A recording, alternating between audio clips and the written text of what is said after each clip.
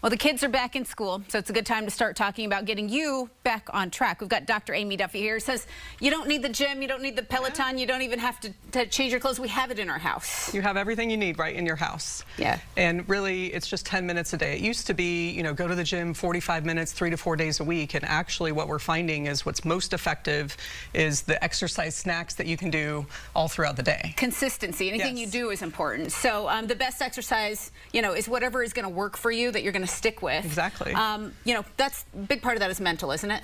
Mental, and because I think some people might get started, but then they get tired of it, or it's too hard, or whatever the case is. But what we know is that what you're going to do the most consistently is what's going to get you the best results. Yeah. No matter what you're looking for. So you've got 5 moves, and you talk about, things that we can do around our house in that 10-minute window.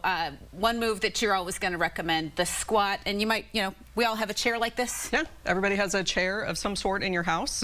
And what are we doing every day? We're getting up and down chairs, in and out of the car.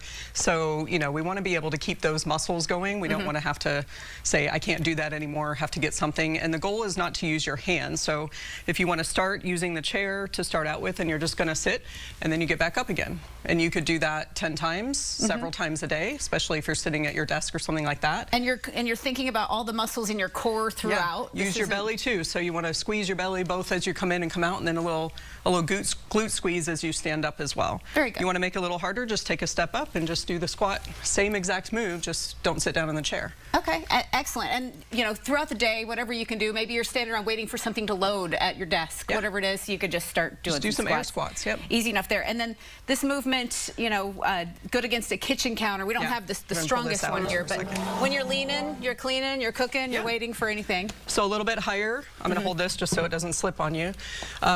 Just in a push-up position, you're just going to get flat as much as you can, and then just, whatever you can do to move up and down. This one comes down a little bit lower. You can do it against a wall if you want it a little bit easier, if you're not quite there yet. If you're up against a wall, you can just do push-ups like this. Lower impact version.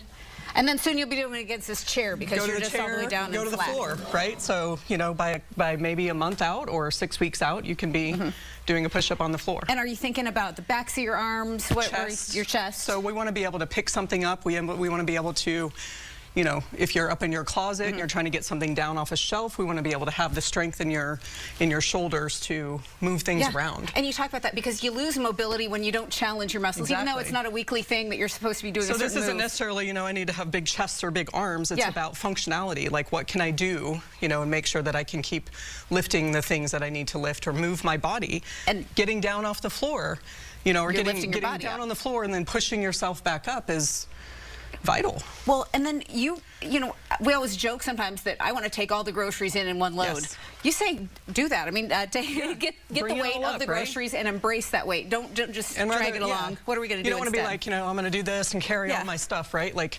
really, again, focus on your core, stand up really straight, keep your head in motion, and then really hold those core and just, carry those groceries. And if you put 2 instead of 1, grip strength is also really important. So grip strength is actually a measure of our longevity. This is a study that's showing the stronger you can grip, the longer you live.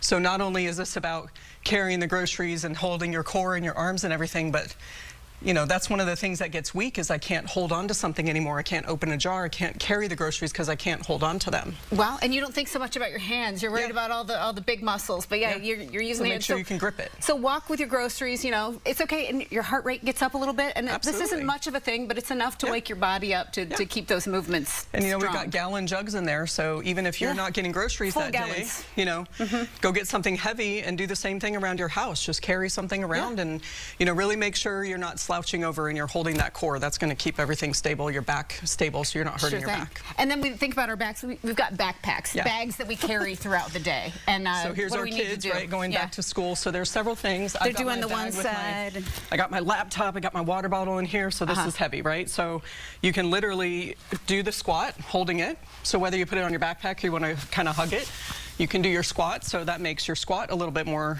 adds just enough to it. You can put it down on the ground, and instead of using your back or whatever, is really pay attention to either a pull-up like this or standing up with it this way. So again, we're using core, we're getting our glute muscles in there. So this is an exercise called a deadlift that you would do in the gym, but you're doing it here. Well, then you can do each arm, you know, a little pull up like that with each arm too. And just taking advantage, you know, you're out and about, you're intentionally using your muscles, and it all adds up because you're keeping yourself in some sort of routine. Again, 10 minutes, do that. March briskly in pace if you're waiting in between things. If you've got some stairs, up and down the stairs, anything that can kind of get your heart rate up.